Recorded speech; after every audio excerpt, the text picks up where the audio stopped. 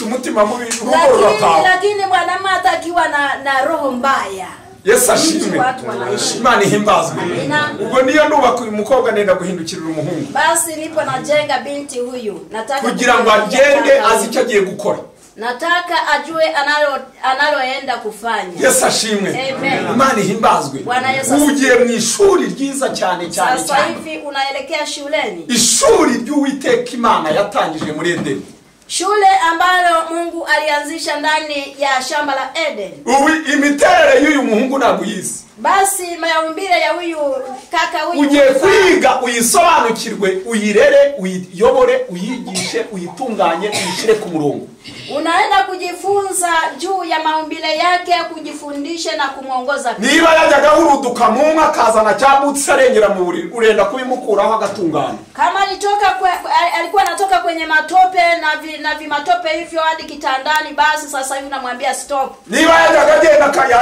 yagera hari hakurya kararayo uraza kubimukuraho ajya amenya yuko yubatse basi kama alikuwa anaenda kwenye miji na lala hivyo unamwambia stop hizo hari abasore benshi nako twese twarababaye twajyaga tura aho bwiri ukarara aho ngaho kuna makaka wengi wako na watu wa namna hivi hata sisi tuliwahi ariko tumaze gushaka babidukuyeho ibyo ngibyo barabikoropa babikura mu bwenge bwacu aho bwakwirira hose uravuga uti ndataha tulipomaliza kuoa basi hivyo vikadekiwa vikatoka sasa hivi hatuwezi kulala nje yangu ugakoresha isene nyinshi ariko ukavuga uti ndataha hata kama ukitumia hela nyingi ni lazima uende nyumbani Yesu ashimwe Imana ihimbazwe iyo ni itegeko rituruka muri Nyakubaho hiyo ni amri inayotokana na dada Yesu ashimwe haleluya haleluya haleluya haleluya ibazure iyi suti wari wayambara wowe angalia ariko yayikwanditse lakini umeshatuambia mwanamke yoyote yule mwenye akili uaga na dumisha ariko udafite ubwenge agenda n'umuhoro wo kurusenya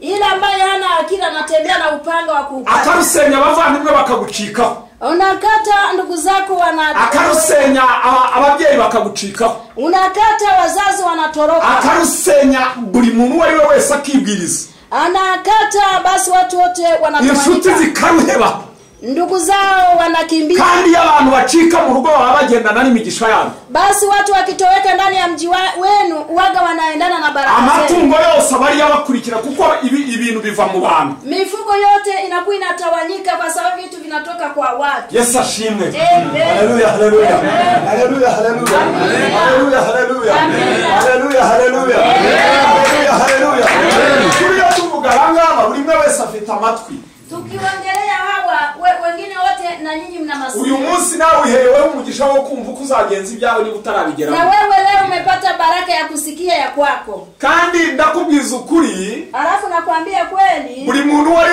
wese hari ubwo agerayo bikamutagara kwa kila mtu yote anafikiwa huko aliko na yeye akifika inakuwa hivi ariko Imana iri muri urwo rugo ikugira inama uko wabigenza lakini Mungu akiwa ndani ya mji huo anakupa taarifa ya jinsi utakavyo ubundi Imana iri mu rugo kawaida Mungu akiwa ndani ya mji ababiri bombi hariho batandukanyije imiterere wawili wanakuwa tofauti juu ya maumbile yao Bwana Yesu asifiwe haleluya haleluya hariho umugore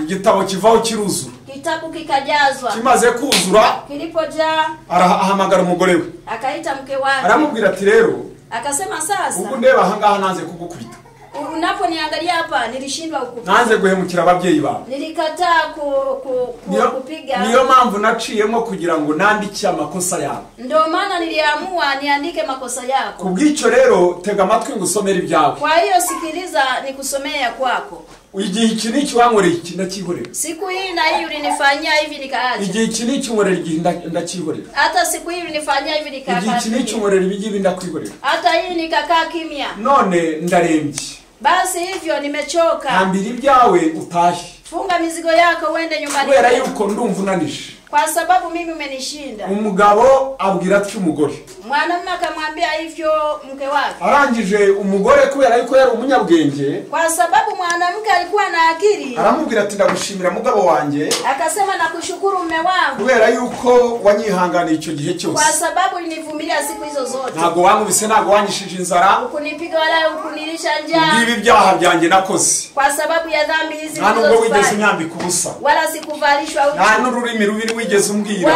wala maneno mabaya hujawahi. Waranyihanganiye koko warakoze, ulinivumilia, basi asante. Ariko nubwo ngiye kugenda, hata kama nimeondoka, ngiye kugenda ndenganye, ninaenda kwa sababu kubera yuko nasobanukiwe neza, kwa sababu sijaelewa vizuri iyi mibare wakoze, haya mahesabu hiyo yafanya. Ndeba hari igihe warengaga utanditse, mbona kuna wakati ambao kuandika, ubwo si ukuvuga ngo nakoraga ibyiza, si kusema kwamba nilikuwa nafanya mema. None se iyo usango wanditse ibyiza ni bibi, angalau ungeandika mabaya na mema. Noneho tukareba umubare mwinshi nuwuhe, tukaangalia hesabu kubwa iko upande gani, twareba ibibari byo byinshi, tukiangalia mabaya ndio mema, nkamenya koko ndi umunyabyaha, nkahaguruka nzi yuko koko nakoze sinzi umugabo arihangana, unajua agashingira ku cyubahiro cye ariko yatsinze. Unajua kesi ikimshinda mwanamume, anajua sawa nakaa kwa mababa, lakini kubera yuko abarwanira icyubahiro cye kugira ngo kitagaho, kwa sababu anapigana kwa sababu ya heshima yake. Noneho arangije ati byihoreye, noneho nzakubwira. Kisha akamwambia pumzika kwanza, nitakwambia baadaye. Hanyuma rero urubanza ruba rwamutsinze, basi kesi ikamemshinda hivyo, ibyo kumwirukana bivamo,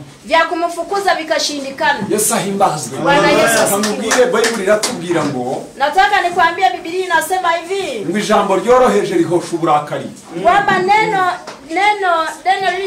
iliyofanyaje, neno laini, neno laini inapunguza hasira. Ijambo ryoroheje, neno laini linapunguza hasira, uburakari, inapunguza hasira. Ariko ijambo ribabaza, neno la kuumiza, ribyutsa intonganya, linaamsha magomvi. Bwana himbazwe.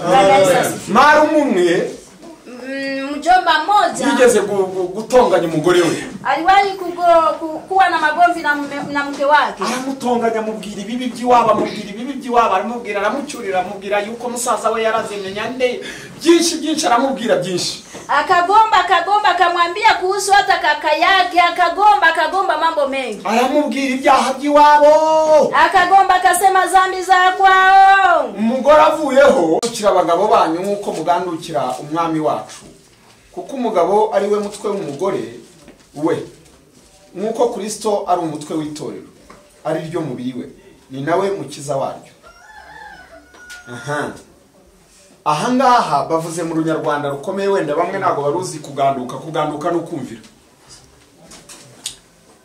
Umugore uwumvira umugabo ntago amwumvira cya gihe biba bimeze neza. Mwanamke anayemsikiliza mwanamume hamsikilizi hamti wakati wa mazuri. Kumvira ni igihe byabaye nabi. Kumtii ni wakati ambao tena unaona kuna vurugu. Ubundi umugore w'umunyabwenge iyo arebye umugabo avuze ijambo, mwanamke mwenye akili akisikia mwanamume ameongea neno, nubwo yakumva riguye narihakanyiriza mu mbaraga, akisikia hata ni neno baya ambalo limetamka hawezi kujibu kwa nguvu. Wenda arareba ryazana ingaruka mbi ku rugo, huenda linaweza kuleta mabaya katika mji. Noneho ntabwo hakanyiriza muri izo mbaraga ngo avuge ati oya, hawezi kukataa katika nguvu. Oya, ubwo ngubwo bubyiciye kimwe, basi hapo utakuwa umeharibu jumla. Uraceceka, ahubwo ukaza kuryitondera, ukaza kumubona mu gihe cyiza, ukarimukuramo kandi bitakuruhije. Basi unaacha kutamka kwa nguvu, ila unalipeleka pole au unakataa kumjibu, unamjibu sana. Ariko iyo uvuze iti oya ntabwo bikwiriye, ukisema kwa nguvu hapana haiwezekani, uba winjiye mu cyubahiro cya nyakubahwa, unakuwa umeingizana kwenye heshima, kandi yiyizi ko ari umutware ko ari nyakubahwa ko. Basi anajua kwamba yeye ni mfalme. Noneho arareba yuko umugaye, anaangalia kwamba umemzara. Noneho arakubwira ati niba banze noneho kirabo, kama umekataa sasa linakuwa. Noneho ibintu birapfuye, injiji zibaye ebyiri. Basi vitu vimeharibika, watu wamekuwa wakosaji wa akili wawili. Yesu ashimwe. Imana ihimbazwe. Umugore w'ubwenge rero akubise mwijisha akareba kiri buzana ikibazo. Mwanamke mwenye akili avuga ngo abagabo mukunda abagore banyu nuko Kristo yakunze itorera akaryitangira ngo aryeze amaze kuryogesha amazi n'ijambo rye aryishyire rifite ubwiza bidafite ikizinga cyangwa umunkanyari cyangwa ikintu cyose gisa gityo, ahubwo ngurire iryera ridafite inenge. Yasahimbaza. Abagabo inshingano zabo ni ugukunda abagore babo. Wanaume tumepewa amri ya kupenda waume zetu. Kuri iyi si haravuka abakobwa batandukanye. Duniani humu panazaliwa mabinti. Harabuhura nabo ukagira ngo ni ba marayika bari mu isi. Wengine unakutana nao unaona kana kwamba ni kama malaika. Wareba imirari ukavuga utuwange naribeshye. Ukiangalia urukundo rw'abagabo ruhora rwimuka. Upendo wa wanaume wangu na hamahama. Ruhora ruhinduka ni nk'ijuru. Upendo wa wanaume wangu na hamahama. Shobora kuba harabateretana mu gihe cy'ubukwe inahanga turacyari mu mashyamba. Abo mu matahuni nabo bize harubwa mubwira nzajya mujyana mu modoka nzajya mukorera iki menye ibyahe byinshi by'amarere yo hejuru akugwa. Hata nchi za nje. Ariko iyo amaze kumugeza mu rugo ibyo birahinduka. Lakini akishamfikisha nyumbani kwake mnabadilika. Ibyo yamubwiye byose birahinduka agatangira gahunda zindi. Alivyomwambia vyote vinabadilika, anaanzisha mpango mwingine. Yatangira kumubwira ariko se bya bindi byo wansezeranyije kutabikora ariko ntabwo ureba yuko urugo rutubatse. Anamwambia basi vipi ule mpango tuliokuwa tunapanga? Ntabwo ureba yuko twenda kubaka inzu. Tunaona tunataka kujenga nyumba. Bityo. Hivyo. Noneho rero urukundo rw'abagabo basi upendo wa wanaume Imana igira ukomeza naho ubundi rurajegajega. Mungu awa naudumisha ila tu unakuwa basi hivyo na bomoka. Hari umwe yabwiye umugore yakubitanye n'umugore mwiza aramubwira ati nsaba icyo ushaka icyo aricyo cyose ariko tubane. Basi mwanaume mmoja akamwambia mwanamke naomba nataka uniombe chochote kile. Yakubitanye n'ikizuba muri izi nzira zo tuba ducamwo akubitanye n'ikizuba uwe amwimukamo. Akakutana na mtu kama jua vile basi wa kwake akawa amemsitisha ameona